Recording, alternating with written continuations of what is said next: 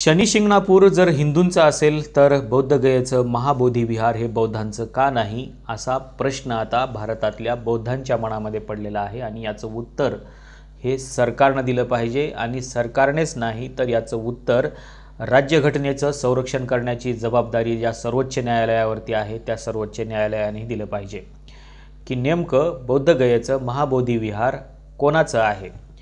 शनी शिंगणापूरच्या मंदिराच्या ट्रस्टने असा निर्णय घेतलेला आहे की तिथे जे काही कामकाज करायला मुस्लिम कर्मचारी होते ते मुस्लिम कर्मचारी त्यांनी कामावून काढलेले आहेत, कारण काही हिंदू संघटनांनी अशी मागणी केली होती की शनी शिंगणापूरच्या मंदिराचं कामकाज बघणारे सगळे कर्मचारी हे हिंदू असले पाहिजेत आणि तशा प्रकारचं एक पत्र त्यांनी ट्रस्टला दिलेलं होतं। ट्रस्टनं त्या पत्राचा विचार करून तिथं असलेल्या मुस्लिम कर्मचाऱ्यांना कामावरून काढलेलं आहे। जवळपास 114 कर्मचारी हे मुस्लिम होते, त्या सगळ्या कर्मचाऱ्यांना कामावरून वगळण्यात आलेलं आहे, कामावरून काढून टाकण्यात आलेलं आहे। आमचं म्हणणं काहीच नाही, आमचं म्हणणं त्याला विरोधही नाही आणि त्याला सपोर्टही नाही। आमचं म्हणणं एवढंच आहे की जर शनी शिंगणापूर हे मंदिर किंवा त्या मंदिराचं कामकाज बघण्याचं किंवा त्या मंदिराचं जी काही देखभाल आहे ती देखभाल करण्याचं जर अधिकार किंवा देखभाल करण्याचा निर्णय जर हिंदूंचा असेल तर बौद्धगयेच्या बुद्ध मंदिराचा अधिकार देखील बौद्धांकडेच असला पाहिजे।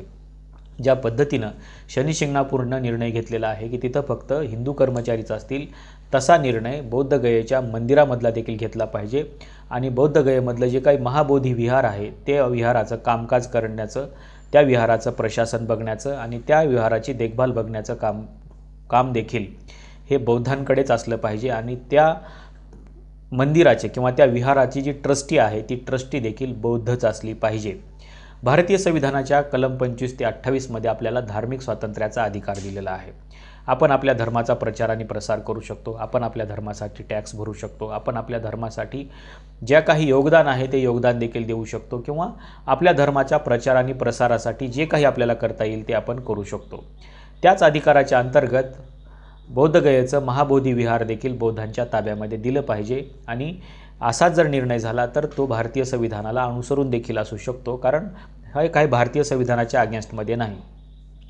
शनी शिंगणापूरच्या मंदिरामधले जे काही कर्मचारी काढलेले आहेत ते देखील भारतीय संविधानाच्या विरोधामधले आहेत असं आमचं म्हणणं नाही। भारतीय संविधानाच्या अंतर्गत जे काही कलम 25 आणि 28 मध्ये दिलेलं आहे, 25 ते 28 मध्ये दिलेलं आहे त्याला अनुसरूनच कदाचित हा निर्णय असू शकतो। आमचं म्हणणं त्याला विरोध नाही आहे किंवा असं का केलं गेलं किंवा हा धार्मिक शत्रुत्वाचा भाग आहे अशातला भाग नाही किंवा आमचं म्हणणं अजिबातच असं काही नाही आहे। आमचा साधा प्रश्न केंद्र सरकारला एवढाच आहे आणि सुप्रीम कोर्टाला जी आहे की सुप्रीम कोर्ट ज्याला भारतीय संविधानाच्या संरक्षणाची जबाबदारी सोपविण्यात आलेली आहे की भारतीय संविधानामध्ये जेवढे काही फंडामेंटल राईट्स दिलेले आहेत त्या फंडामेंटल राईट्सचा विचार करूनच भारतीय संविधानाचं संरक्षण केलं पाहिजे आणि त्याचाच विचार करून सुप्रीम कोर्टाने देखील या प्रश्नाचं उत्तर दिलं पाहिजे की नेमकं जर शनी शिंगणापूरचं मंदिर जर हिंदूंचं असेल तर बौद्धगयेचं महाबोधी विहार हे देखील बौद्धांचंच असलं पाहिजे। ज्या पद्धतीनं हिंदू संघटनांनी शनी शिंगणापूरच्या ट्रस्टला पत्र दिलं होतं की तुम्ही मुस्लिम कर्मचाऱ्यांना काढा, त्याच पद्धतीचं पत्र पंतप्रधानांनाही लिहिलं गेलेलं आहे, सुप्रीम कोर्टालाही सांगितलेलं आहे। सुप्रीम कोर्टामध्ये काही दिवसापूर्वी एक याचिका देखील होती की हे महाबोधी जे विहार आहे हे विहार नेमकं कोणाचं आहे, पण ट्रस्टने निर्णय घेतला पण देशाचे पंतप्रधान मात्र याच्यावरती निर्णय घेत नाहीत। ट्रस्टने त्यांच्या हिंदू संघटनांचं ऐकलं, हिंदू संघटनांची बाजू ऐकून घेतली, त्यांच्या पत्राचा विचार केला आणि मुस्लिम कर्मचाऱ्यांना कामावरून काढून टाकलं।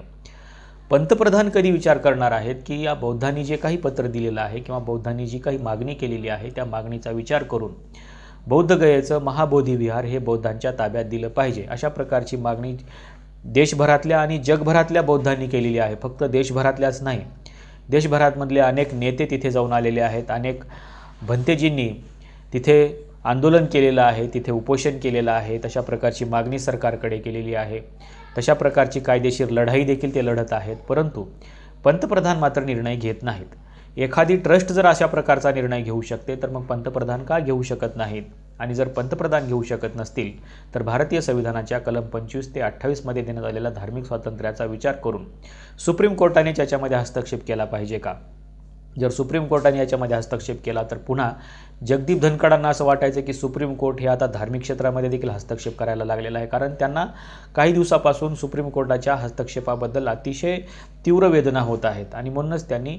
सुप्रीम कोर्टाच्या हस्तक्षेपाला त्यांनी न्यूक्लिअर मिसाईल असं देखील म्हटलं होतं आणि म्हणून सुप्रीम कोर्टाने हस्तक्षेप करू नये असं जर त्यांना वाटत असेल तर भारताचे राष्ट्रपती, भारताचे उपराष्ट्रपती आणि भारताचे पंतप्रधान या सगळ्यांनी विचार केला पाहिजे की जर एखाद्या हिंदू मंदिराचं कामकाज पाहण्याचा जर अधिकार हा हिंदूंना असेल तर बौद्ध मंदिराचा किंवा बौद्ध विहाराचं कामकाज बघण्याचा अधिकार हा बौद्धांनाच असला पाहिजे। तुम्ही जर भारतीय संविधानातलं कलम 25 ते 28 काढून बघितलं तर तुमच्या लक्षामध्ये येईल की नेमकं याच्यामध्ये काय सांगितलेलं आहे। भारतीय संविधानाच्या कलम 26 मध्ये धार्मिक व्यवहाराची व्यवस्था पाहण्याचे स्वातंत्र्य अशा प्रकारचं एक कलम आहे आणि या कलमाच्या अंतर्गत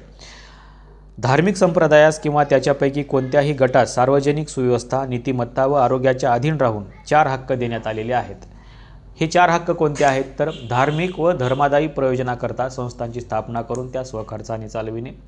धार्मिक बाबीमध्ये आपल्या व्यवहारांची व्यवस्था पाहणे, जंगम व स्थावर मालमत्ता असणे व ती संपादन करणे आणि कायद्यानुसार अशा मालमत्तेचे संपादन करणे। याच्यामधला जो काही दुसरा मुद्दा आहे की धार्मिक बाबीमध्ये आपल्या व्यवहारांची व्यवस्था पाहणे, तर ही व्यवहारांची व्यवस्था पाहत असताना ज्या पद्धतीचे अधिकार हिंदू मंदिराच्या ट्रस्टींना आहेत त्याच पद्धतीचे अधिकार बौद्धांच्या विहाराच्या ट्रस्टींना देखील असले पाहिजेत आणि बौद्ध विहारांची ट्रस्ट ही बौद्धांचीच असली पाहिजे। बुद्धगयेचं जे काही महाबोधी विहार आहे हे महाबोधी विहार काही हिंदूंनी बांधलेलं नाही किंवा त्याच्यावरती हिंदूंचा काही अधिकार नाही,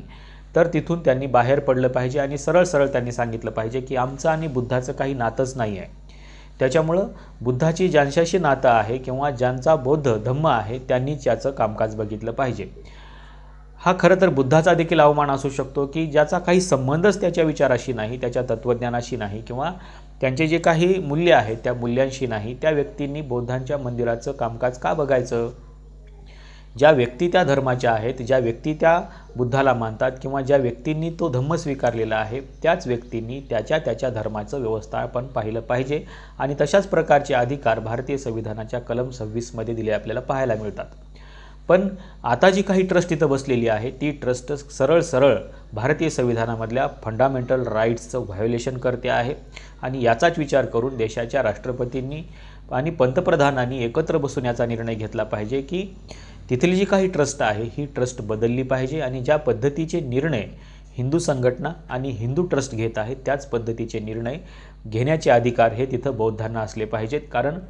बौद्ध व्यक्तीच तिथला कामकाज व्यवस्थित करू शकतो, कारण त्याचं बुद्धाशी एक जवळचं नातं आहे। तो बुद्धाच्या तत्त्वज्ञानाला मानतो आणि बुद्धाचं जे काही शिकवण आहे त्या शिकवणुकीवर तो चालतो।